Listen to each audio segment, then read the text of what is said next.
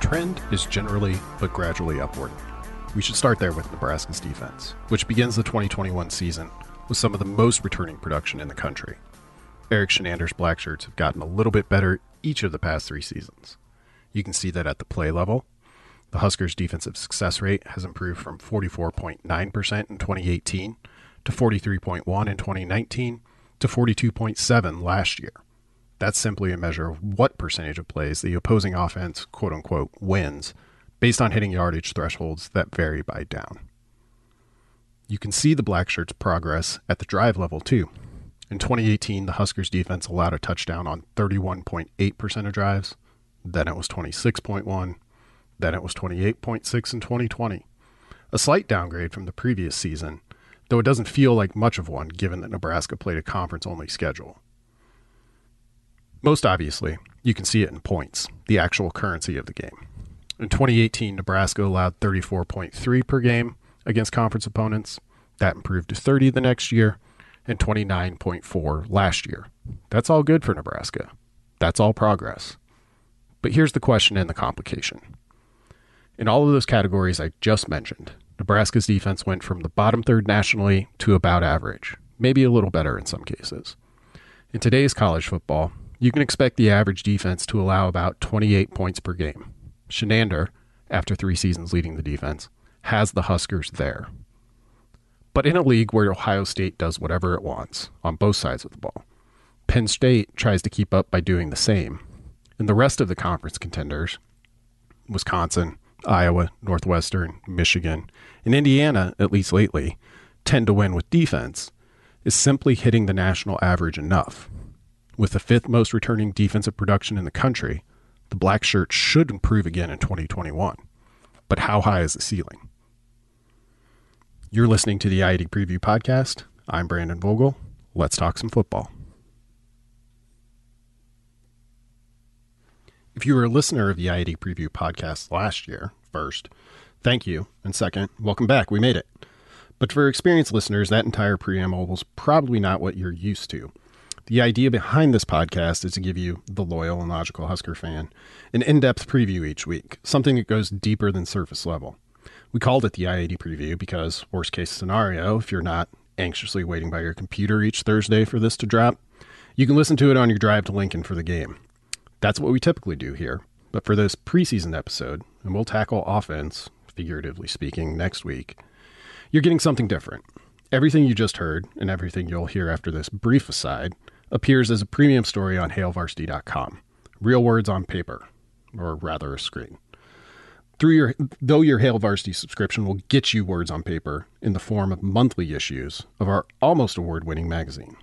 Almost award-winning? It's fine. I don't want to talk about it. Anyway, my aim for this, as you're probably learning at this point, is twofold. To mark the return of the IAD Preview for another season, and show you how I try to break things down, one, but also to give those of you who may not subscribe a taste of what we do on HailVarsity.com. So, yes, you could say that I'm just reading an article I wrote and turning it into a podcast, but I call that voice acting. Hopefully my voice doesn't give out. I haven't spoken to anyone for this long since, about March of 2020. Anyway, back to the Blackshirts. Here's a thought experiment. Let's agree that Nebraska's defense is gradually improving. Now think of an amount of money that you would not be comfortable losing and add $1 to that just to make it extra uncomfortable. If you had to bet that amount on Nebraska's defense doing one thing at a high level this season, could be stopping the run, getting off the field on 3rd down, rushing the passer, anything. What is that one thing? Maybe you had an easy answer, but statistically speaking, it's hard to identify such a calling card from the past 3 seasons. For this piece, I took 30 defensive categories, dropped them all in a spreadsheet, and then color-coded Nebraska's numbers based on national rank. Dark green for the best in the country, transitioning to yellow in the middle, then to dark red for the worst teams in the country. Shout out to conditional formatting and Microsoft Excel. Looking at the past 3 seasons at one time, bands of green would be good, bands of red bad. There were neither. Instead, you had a lot of yellow, a green here, a red there, no easily identifiable pattern, no calling cards, so to speak. That's not necessarily a problem, though I wouldn't call it ideal either. Nebraska's defense is broadly getting better, even if I can't exactly say with much certainty what it's been great at. But with this much production returning, 3 of the top 4 DBs, 8 of the top 9 tacklers from 2020, the expectation should be for continued improvement in 2021. With that as a baseline, and a fairly murky identity beyond that, maybe growth opportunities are the way to go here. If the Blackshirts continue a gradual upward trend naturally, what are the things that could perhaps jolt them from a reasonable outcome, say top 40 defense, to something more unreasonable and better? Here are 3 areas I'll be watching closely this season.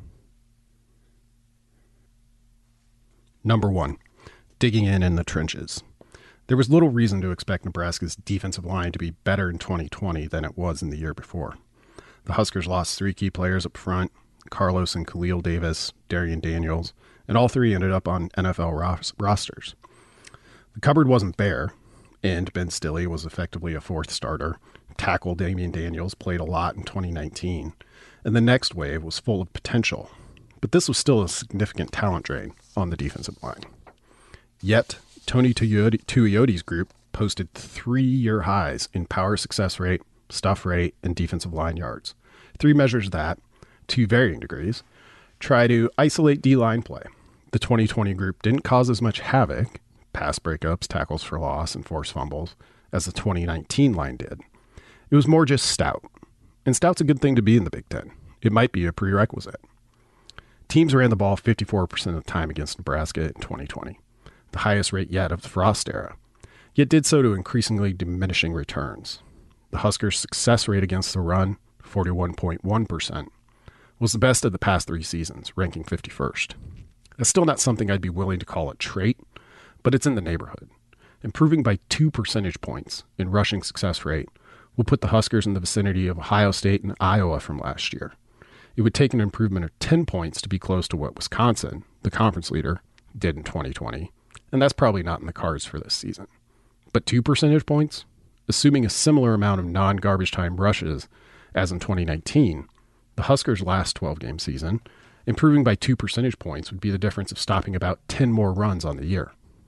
How can flipping 10 rushes from successful to unsuccessful make that much of a difference? Fair question. The beautiful thing about football is that nothing on its own is the thing. It's all intertwined. Stop 10 more rushes, and you're giving your defense not just 10 good plays, but an advantage on 10 more plays that follow in terms of down and distance. If you give up explosive plays on all 10 that follow, then it's all for naught. The point, however, is that those plays should be less likely based on the previous 1st and 10 run the defense just stopped for, say, a 2-yard gain. Think of defensive success rate as starting a boulder rolling downhill, or maybe think of it as playing perfect strategy in blackjack. That can be fairly mundane, not making any choices of your own, but it gives you the best chance at success. That type of play should be attainable for this Nebraska defensive line. Would it be more fun to think about what a really great sack rate would mean for this defense? Yeah, it would. But Nebraska ranked 97th nationally in sack rate last year. And if you see any Randy Gregory's walking around, let me know, because I haven't. Stopping the run, being sound up front, and letting a group of linebackers that Frost himself said can run do just that could offer some pretty big returns. Again, this is something that should be attainable for a veteran group on the offensive line. A sub 40% success rate against the run is the goal here, and it's going to be a good way to track this defense throughout the season. Growth opportunity number 2. Was it the distance or the defense? If 3-year strengths are tough to identify with this group, one of the benefits of such a facetless improvement is that persistent weaknesses aren't easy to find either. In 2018, the biggest flaw was an inability to consistently stop the run, but the rushing success rate improved the next year and again the year after. The most glaring issue in 2019 was run stopping specifically in short yardage situations. That's a specialized scenario, one a defense doesn't encounter all that often, but it stood out. A year later, Nebraska was pretty good when it came to gutting out stops with less than 3 yards to go. The big problem in 2020 was only there for half of the year. Through Nebraska's first 4 games last season, the Huskers were awful on 3rd down, allowing opponents to convert 54% of the time, which ranked 100th nationally. Over the last 4 games, Nebraska allowed a conversion 24.5% of the time, 10th nationally. What changed? It wasn't just increased resolve. Not playing Ohio State over the final 4 games helped, sure. In an 8-game season, the Buckeyes can wreck some numbers pretty easily. But a more direct answer is that the Huskers started having more success on other downs, namely first down. Again, everything's intertwined. Over the first 4 games, the opponent's average third down distance was 5.3 yards. Over the final 4, it was 8 yards. Proportionally, since this is the I-80 preview, that's the difference between having to drive from Kimball to North Platte for a first down and having to go from Kimball to Kearney. Yes, I grew up in the Panhandle, and all of my references will begin in the West. Deal with it.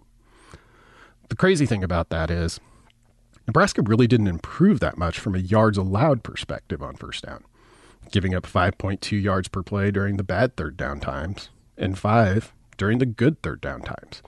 What did change, however, was Nebraska's success rate on first down. 43.4% over the first half of the season, 33.3% over the second half. The yards didn't change much, as opponents still had some success and hit some big plays when they did. But the frequency changed, as the Blackshirts won first down 2/3 of the time over the last half of the season. That's another nice thing about having a veteran defense. This is the perfect time to really try to fine-tune situational football. If every football coach in the world, at every level, stresses the importance of third down because the result, get off the field or stay on it, is binary and just a play away. Nebraska should be in a position with this level of experience to be more abstract than that. Win first down. Take the upper hand. This group saw the rewards firsthand a year ago. This is the time for that kind of detail work, and there are other areas worthy of attention. Nebraska posted its worst points per drive average in 2020 on opponent drives across the Huskers' 40. Red zone defense has to start before the red zone, even if all anyone is going to look at is the fairly arbitrary definition of the last 20 yards. That would be a consistent message if I were coaching the defense, which everyone should be thankful I'm not. The pass defense has to get better too, and there's no reason it shouldn't given what the Huskers return, both in terms of starters and up-and-comers in the secondary. Nebraska's improved success rate with the run came with a steep drop in that same category against the pass. That can't be the case again. Not with 2 starting safeties back, along with one of Nebraska's 2 best defenders, Cam Taylor-Britt, at quarterback. The value of experience is not having to start from scratch, as multiple assistants on the defensive side have said throughout fall camp. What happens on third down, what happens when opponents cross the Huskers' 40, and what happens against the pass are 3 of the first categories I'll look at to determine if Nebraska is getting the most out of what having a veteran defense should offer. Number 3, a difficult discussion of luck. I wouldn't say I have an Ahab-like infatuation with turnovers, but I also have to admit it's closer to that than it is not infatuated at all. Turnovers are maddening, these random moments of a ball popping out of a running back's hand or a quarterback throwing it to the wrong team. They occur on less than 1.5% of all the plays in a given season, yet they decide games. They can often be, to put it in pickup basketball terms, next basket wins when you're playing to 11 by 1s and 2s and your team's up 9-3. How is that fair? It's not. And neither are turnovers. You can't really control them, at least not in any replicable way I've been able to find, yet they are a reality. And the reality here for Nebraska's defense is they've earned more than they've gotten the past 3 seasons. Over that stretch, the average defense has recovered an opponent fumble 49.7% of the time, which makes sense because that's what the number always is, right around 50%. Fumbles being coin flips on a large scale is one of the inalterable truths of the game. Over the past 3 seasons, Nebraska has recovered 40.4% of opponent fumbles, or 5 fewer than expected over 32 games. Most of that total came last year when Nebraska's opponents fumbled 13 times and the Huskers recovered just 2. That's 4.5 recoveries below expectation, which might have a pretty big impact in an 8-game season when you stop and think about it. Interceptions are similarly steady as a function of passes defended. The number is about 20% each year. The Huskers are at 17.4% since 2018, or 4 interceptions off the expected pace. 9 total takeaways in the whole may not seem like a lot over 3 seasons. But then again, more than half of Nebraska's 32 games under Frost have been decided by 1 score or less. So you'd rather have them than not, that's for sure. Those turnover numbers, while steady on a national scale year to year, are bouncing all over the place at the team level. The 2017 UCF defense recovered 70% of opponent fumbles, and 28.6% of its passes defended were interceptions. For the season, the Knights had 32 takeaways against an expected total of 22.5. Special seasons are made that way, though having an offense that averaged nearly 40 points per game helped too. So what are the 2021 Blackshirts supposed to do to end up on the lucky side of the ledger? There isn't much they can do that they haven't been doing already. In 2018, knowing teams can't just, quote-unquote, go get more turnovers, I started looking to see if there was a correlation between creating takeaway opportunities, forced fumbles plus passes defended, or take-ops for short, and actual takeaways. It's there, though it's only good to a point. About half of a team's takeaways can be explained by its take-ops. And yet another turnover number that remains stable year to year. Over the past 5 seasons, it has required 3.4 take-ops on average to produce 1 takeaway. In 2018, the Huskers ranked 10th nationally at 6.8 take-ops per game, and 36th at 1.7 takeaways per game. 2019 remained strong, 18th at 5.9 take-ops per game, and 18th at 1.8 takeaways per game. 2020 wasn't so strong. Nebraska's take-ops dropped to 4.6 per game, 81st nationally, and its takeaways to 0.9, 109th. Still, top 20 in 2 of the 3 years, and it is a pretty good indication of how this defense is built. And if that's not enough, revisit Shenander's description of modern-day defense before he even coached a game at UCF in 2016. In this quote, "In this day and age of the way your offensive football is going, the way to win games on defense is sacks plus turnovers minus explosive plays. We have to be aggressive. We have to take some chances." Close quote. Huskers haven't checked the sacks box yet, and limiting explosive plays has been a mixed bag too. But they have created the opportunities for takeaways. Now they just need to, get what they've earned out of those situations. Getting way more than they earned wouldn't be out of the question, given nearly 2 decades of particularly bizarre turnover behavior impacting the Huskers. Does experience make a team luckier? I've never explored that, but I'm pretty comfortable saying no. Turnovers don't work that way. In fact, they don't really work anyway. They remain random. Creating more takeaway opportunities helps a little. Playing with a lead helps a little because teams that trail throw more often, leading to more potential interceptions. Sadly, there's no magic wand for that. It's not like Nebraska's been trying to play uphill for much of the past 3 seasons while looking at a deficit on the scoreboard, though that's what has happened.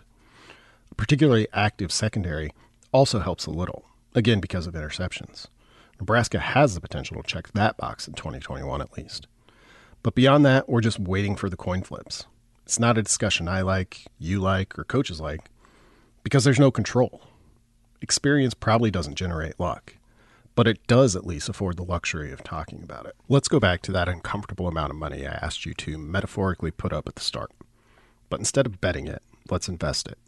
If you could buy into a few defensive categories this season, that would maximize your return at the end of the year, i.e. produce the highest rated overall defense, what would they be?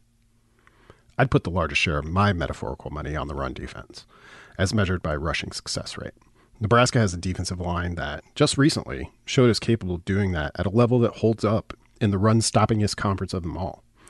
I'd hedge that with a small buy in the secondary's ability to be a high havoc rate group. That one's a bit more of a gamble based on the most recent results. It's less of a play on what will happen and more of a play on what needs to happen, especially if the run defense is strong. The Blackshirts will see more passes in 2021 if that's the case. Nebraska has 2 super seniors at safety. It has a potential star at cornerback. It has good young talent and a great position coach in the secondary to fill in and strengthen any gaps. That group has the potential to be an active unit with a lot of pass breakups, which, theoretically, is a good way to put yourself in position for interceptions. If the rush defense improves to, say, a top 40 level, and the pass defense comes back closer to average, I'd feel pretty good about my Blackshirts portfolio. That would be a defense that was close to achieving what it probably should, with so much experience back. It's a defense I'd put in the 24 points per game range, and you can win some games that way. I won't be putting any of my money on the turnovers portion of this discussion. Though if you're looking for an unlikely get-rich-quick scheme, throw it down on the Huskers averaging more than 2 takeaways per game. It's going to happen one of these years. And if it coincides with a year when the offense finally eliminates some giveaways, watch out. The game day crew will be here talking about how an 8-1 Nebraska is back and in the playoff discussion. If that record is largely based on turnovers, it probably won't be true, or at least not sustainable. But that happens all the time with breakout seasons. Still, too random for my blood. My metaphorical money goes to the more consistent parts of the game. And if experience doesn't get you that, consistency, what's it really good for? Big picture, the Blackshirts are a good bet to hold up their end of the deal this season. The offense? That's a more complicated discussion, one we'll have in the next episode of the I-80 Preview podcast. If you like these kinds of discussions, please subscribe and rate the show. Also consider a Hail Varsity subscription to get access to all of our premium online content around the Huskers, as well as monthly issues of our almost award-winning magazine. That again. Seriously, it's fine. Jaws didn't win Best Picture in 1976. One Flew Over the Cuckoo's Nest did. Fine film, but when's the last time you watched that? Thanks for listening. A Hurrdat Media Production.